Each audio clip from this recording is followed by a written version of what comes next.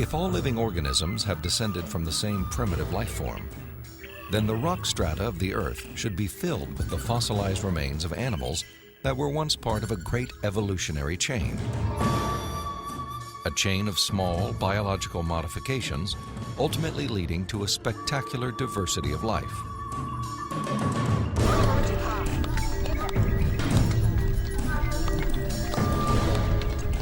Yet, after 2 centuries of research, highlighted by excavations in southern China, the multitude of transitional experiments, or missing links, that should exist are conspicuous only by their absence. The most graphic example of this void in the fossil record is a geological era known as the Cambrian explosion. The branching tree pattern of Darwin's theory is actually not seen anywhere in the fossil record unless we impose it with our own minds. So the Cambrian explosion is the most dramatic refutation of the tree of life. The Cambrian explosion of life was a dramatic episode in geological history. Usually dated at about 530 million years ago, the exquisitely preserved Cambrian fossils reveal that the body plans for virtually every major animal phyla appeared, not gradually and slowly as Darwin had speculated, but instead with astonishing suddenness. If we imagine the whole history of life on Earth taking place in one 24-hour period, the current standard estimates for the origin of life put it at about 3.8 billion years ago, let's say 4 billion.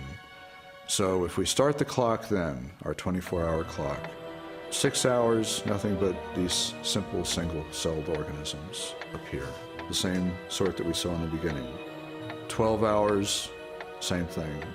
18 hours, same thing. 3/4 of the day has passed, and all we have are these simple single-celled organisms. Then at about the 21st hour, in the space of about 2 minutes, boom, most of the major animal forms appear in the form that they currently have in the present. And many of them persist to the present, and we have them with us today. Less than 2 minutes out of a 24-hour period. That's how sudden the Cambrian explosion was. In a geological instant, the animal kingdom leaped from small, relatively simple organisms to extraordinary creatures with spinal cords, compound eyes, and articulated limbs. The record of this explosion of life looks nothing like Darwin's slowly branching tree. Darwin's theory is that there's a tree of life, where you have one organism diverging into many other organisms and big differences appearing at the top. What we really see is from here up. This does not exist in the fossil record.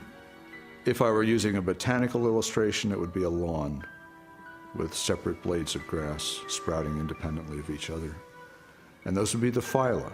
Now within each phylum, there is subsequent diversification. But even there, I don't see the branches connecting that would make them a tree of life.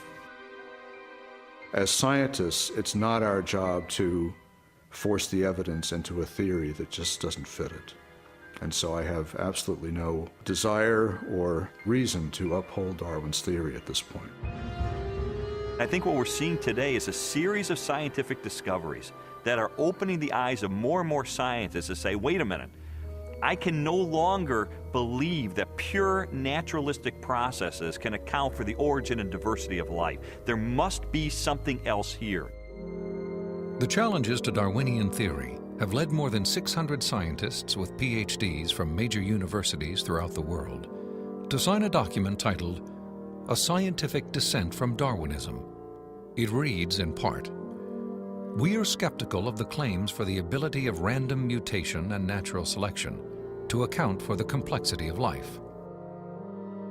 These are scientists with PhDs from Stanford and Berkeley and University of Chicago and Cambridge, major universities, who've looked hard and fast at the evidence and have walked away saying, I am not convinced.